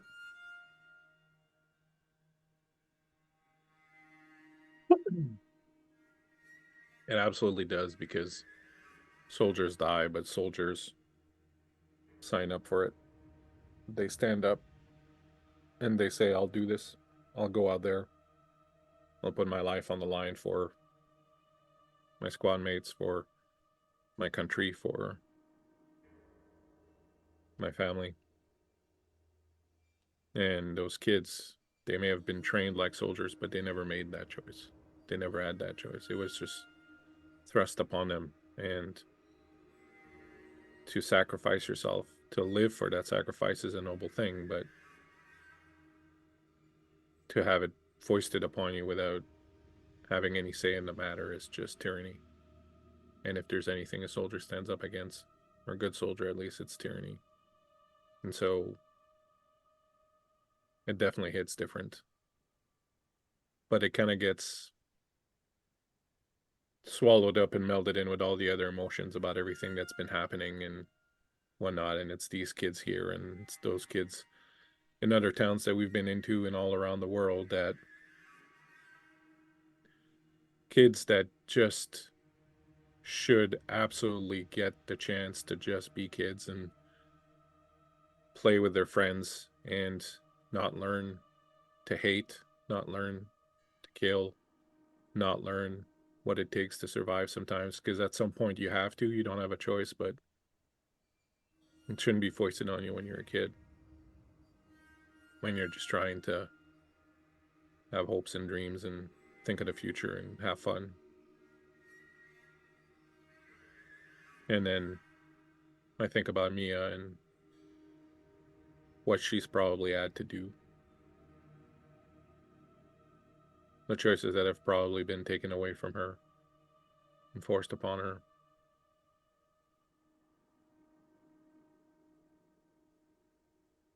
As you're thinking about Mia and the situation in hand, it's almost triggering as you're reminded of yourself in a distant country, in a trench, a foxhole, outnumbered and surrounded.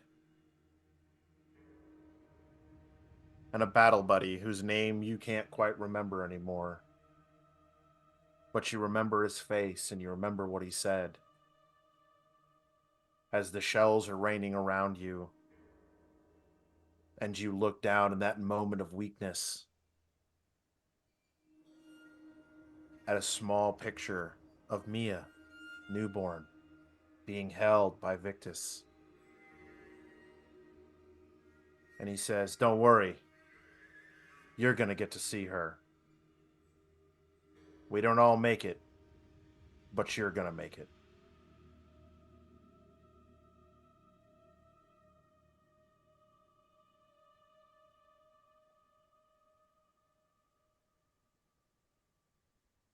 Victus, on the bed of the truck. Charles is trying to do what he can. The kids are very much trying to console themselves, steel themselves, still continue to fight the walkers that try to grab onto the vehicle as it pushes through.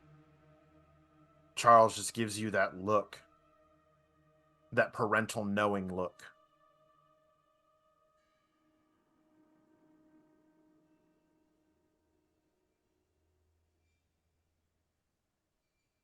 And you have to ask yourself, could there have been another way?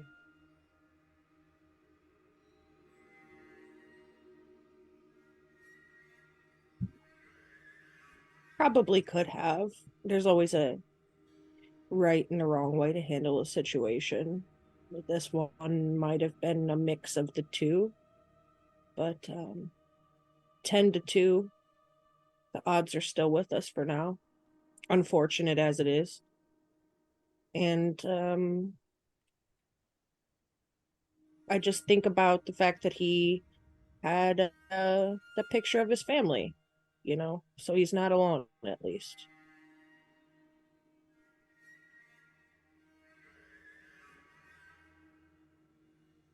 Do you pull out your picture? I think so, yeah. In that moment, you look down at that picture, taking in everything that has happened.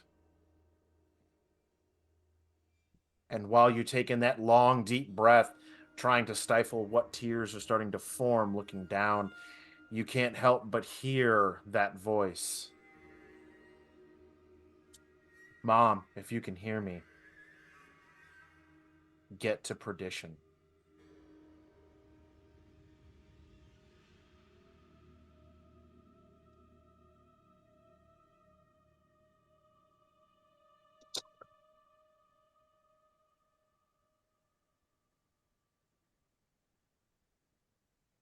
I'm gonna put it back in my pocket and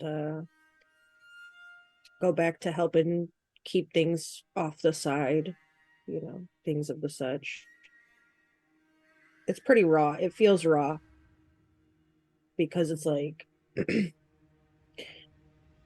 my entire drive and determination to function, and all of my motives and decisions I've made have been the culmination of one thing, which we're on the way to do. And I just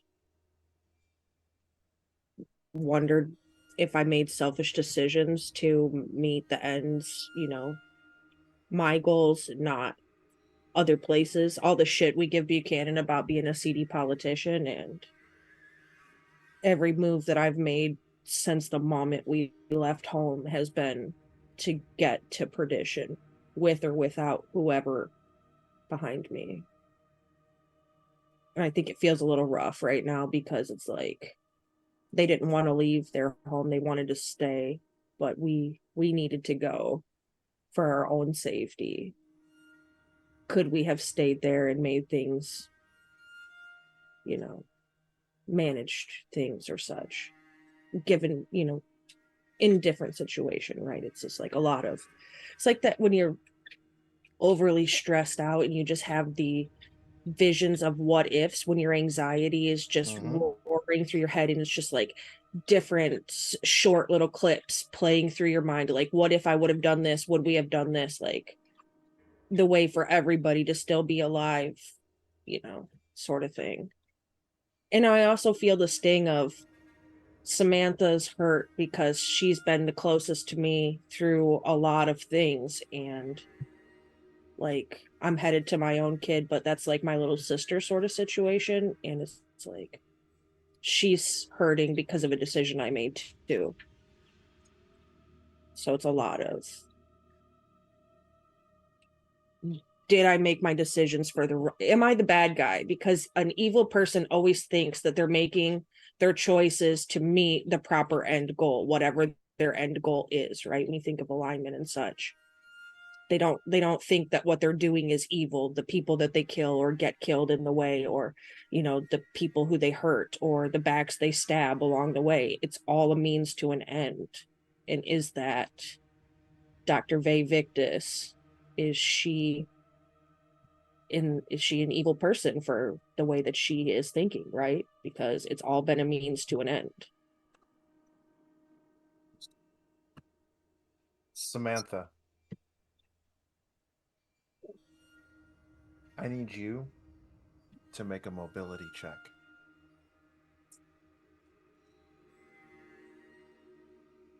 What's my stress level at currently? 3. All right, mobility.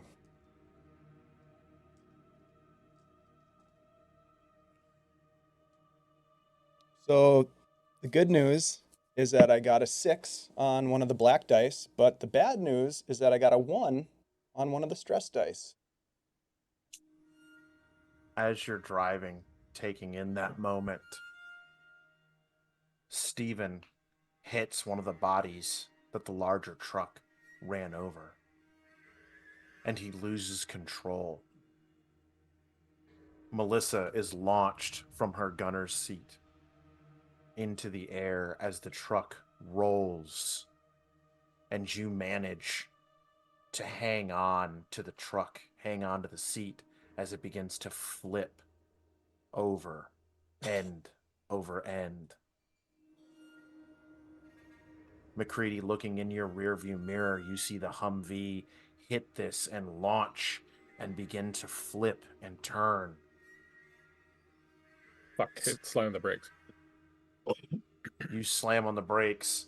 The truck comes to a halt. All of you in the back of the truck screech and lurch as the vehicle slams.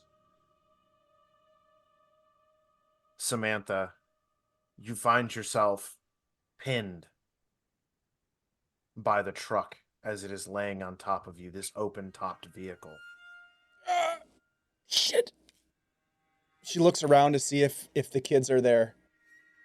Melissa is not. Stephen is very much crawling away. You can see his leg is badly broken.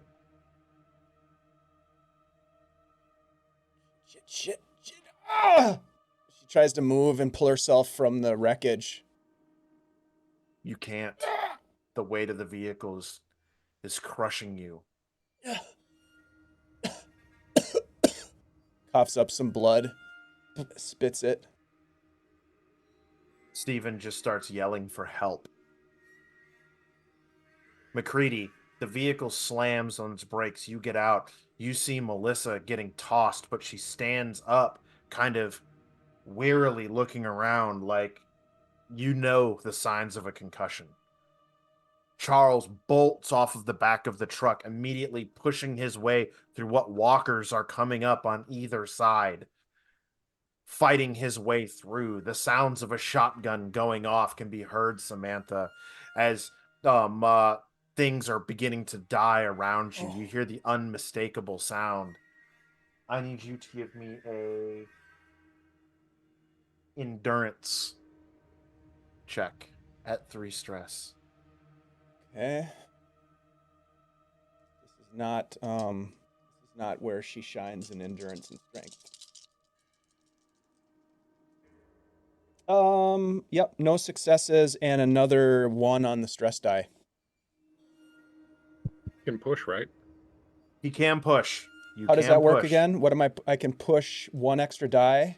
You can push 1 extra die.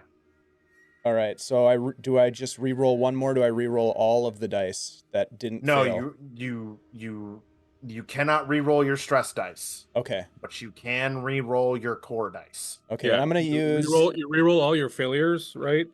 But you do gain 1 stress, and you add it to the push roll. Now I have 4 stress. Yep. Okay. So I'm basically re-rolling, but I'm adding in a stress die. Yep. Yep. Okay. Shit. You know what? I'm going to use my advantage from Vamp Wickman, Okay. and I'm going to use my advantage from was it Scottish, Jeff? Yeah. And can I also use my advantage from Creep? I suppose. Okay, I'm using them all, guys. Thank you so much. Dave, look to your drive also. If your drive might help you. If it's a higher purpose, I don't know. Maybe it might not work. I think it's probably not applicable here. I don't think it is either, unfortunately. Do it. Come on, baby. That's a lot of dice. Come on. Oh, you son of a gun. Well, okay, so I got a success on the on one of the stress dice. One Oh, success. okay. All right. Out of all those dice. All right. Ah! You manage to pull yourself free. However, you are battered. The weight of the vehicle has caused you to be battered. Okay. You're able to crawl over to get to Steven, who's screaming and calling for help. I'm going to put my hand over his mouth right away. Shh. He's going to assess him really quick. As you look down and you see his femur is very much sticking up and out of his thigh. She tears off a piece of her of fabric from her shirt or her jacket or her sleeve or something and wraps a tourniquet around his leg and ties it off, keeping, she's like, quiet, don't draw them to us. And she just cranks down on it and puts a stick in there and starts turning it to tighten it down on his leg. Give me a medicine roll, please. I'm gonna use my my new advantage from Scottish. Jeff, thank you. Medicine is where I do my thing. So there's that, but I do have 4. I'm rolling a lot of dice again. Come on. This is Kevin. This is Steven. Steven, come on, Steven. This is for you, buddy. Hey, can I use my drive for this? Sure. Like higher purpose. I gotta save this kid. You do. What does that mean? I get 1 extra? Yes, it does. Okay. Fuck. Shit. Okay, I got a success, but I also got a failure on the stress die. Okay. Okay. McCready, you run over, right? The swarm is upon them. You see Samantha and Steven. Samantha having tourniqueted Steven's leg. He looks like he's about to pass out from pain. Grab the kid.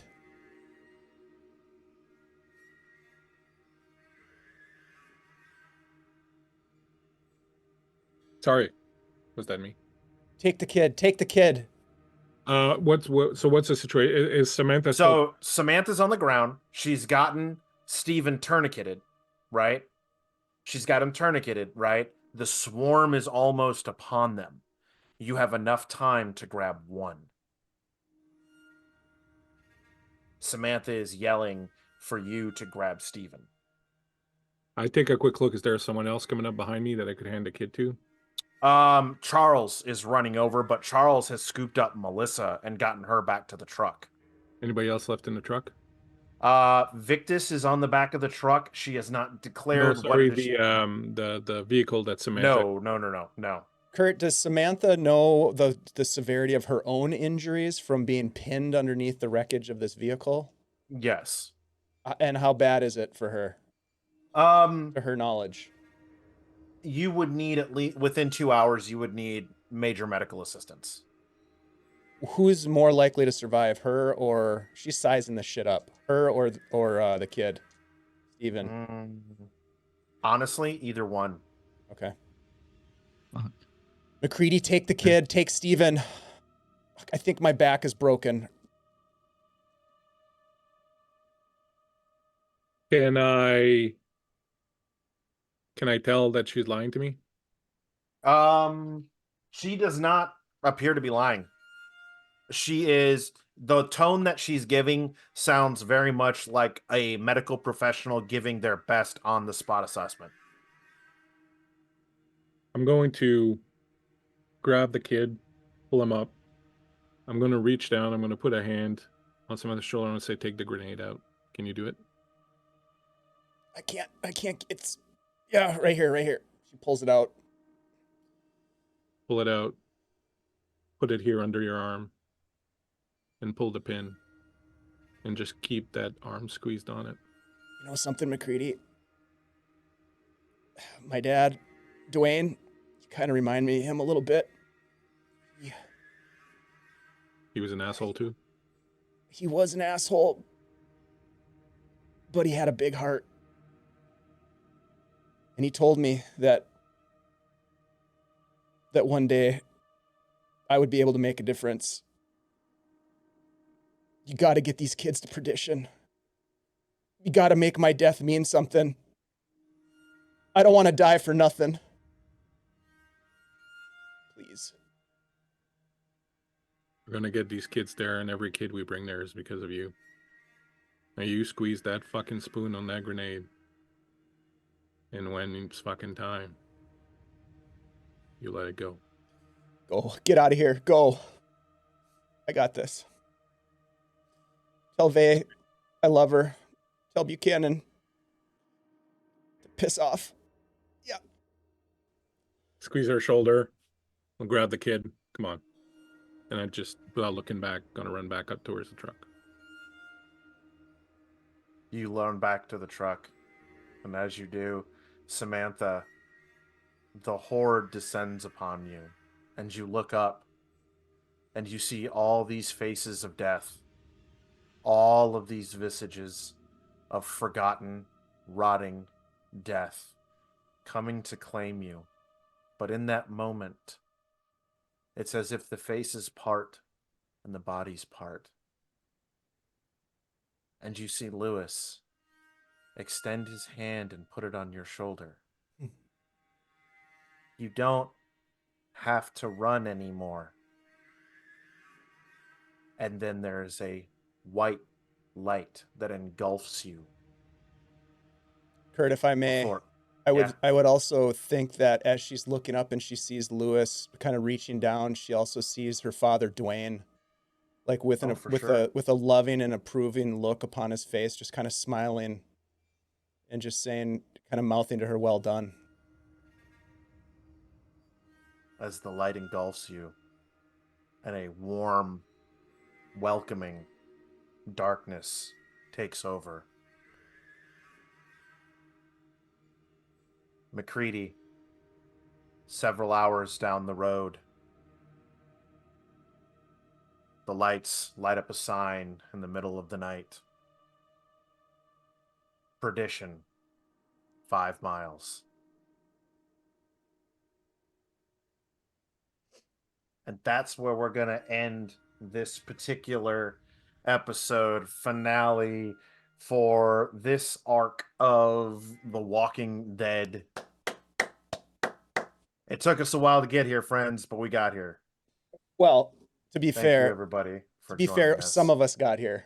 Some of us didn't make it. That's fair. I don't know. Yeah. We haven't seen the body. When you don't see the body, I don't think you're gonna find a body with that kind of a. We might find nicely some done, of the guys. body. Yeah, Wow. parts. Masterfully done, Kurt. Yeah. Outstanding. Thank you. Thank you, everybody, for that playing. we're still not at perdition. Just so you know, anything can happen in That's 5 true. months. 5 Yeah, I miles was ahead, just thinking baby. the same thing. It's like, wait a minute, we didn't get there, and all accidents happen. A lot of accidents within 5 miles of the homestead. That's Like, true. what is happening Oh here? no! Oh my I didn't. god! It's not like I knew that statistic. Right. Outstanding. So look, as yeah. Kurt said, everybody, like, this is the kind of conclusion of the first arc, but we're coming back in 2024 with more Walking Dead. I'm so excited. Some of these characters will live on. We'll see what happens in the next arc. Very exciting stuff. And Kurt, thank you so much for bringing this here. Thanks for making this letting me run it. happen. Hell yeah, dude. And awesome to have Bleak and Hooli and Shiv here on stream to play this game. You guys are brilliant. This was a great group to play this game. I'm glad we did this this. was fun. I'm really glad. This was a lot of fun. For those of you tuning in who go back, right? We were playing a little bit more of a cinematic version of this particular arc. A lot of the mechanics and stuff like that are really unique to The Walking Dead. You will see more played out in the next arc and in future arcs. But they were all having such a good time. This was originally supposed to be just a little 4-parter, and that was going to be it, just something kind of cool. But we all kind of vibed and we all kind of very much gelled when it came to playing this game and liked it. So in 2024, we're going to do our best to bring you at least 1 or 2 more little mini arcs like this through Guild Superior, where we can tell these kinds of tales. I am greatly looking forward to it as a Deadhead myself. This has been absolutely fun. Is the mother gone? We don't know. They've got 5 miles still to get to Perdition. There's definitely someone alive, but is it a recording? Do we know? We don't know yet. We shall see. So many cliffhangers, so many loose threads. Yeah, that's the way to do it. Oh, Yeah. it's gonna be great. This story 100% couldn't have come to life without these amazing players. So awesome group. For that, this was amazing. Yeah. Thanks again, Dave, for having us run this. Let's dude, absolutely. Let's go around the table. Kurt, let's start with you. Where can we find you? How do folks connect with you? What do you have coming up, etc.? So for the time being, we'll just put it as that. For the time being, you can find me on Twitter under my name right here, KuVenet. Or actually, no, it's actually under my actual name, Kurt Manetis, I believe. Is where you can actually where you will find my Twitter. I'm more active now on Instagram than I am on Twitter. I don't know why I switched. I just did. But past that, you can find me on Tuesdays over on Blue Box RPG, where I am running a Greyhawk game called Greyhawk: The Next Generation, where it takes place in Blackmore, which is kind of the weird steampunky kind of area of Greyhawk that has all kinds of crazy stuff going on in it or whatnot. You can catch me there starting on the 7th, if everything goes correctly. The new studio for Blue Box will be up and running, and we will be launching Blades in the Dark on Sunday afternoons. So fingers crossed, everything goes without a tick. If it doesn't happen on the 7th, it'll probably happen most definitely the following week. We're just waiting on cables to arrive from Amazon and junk like that to make sure that everything's all hooked up correctly.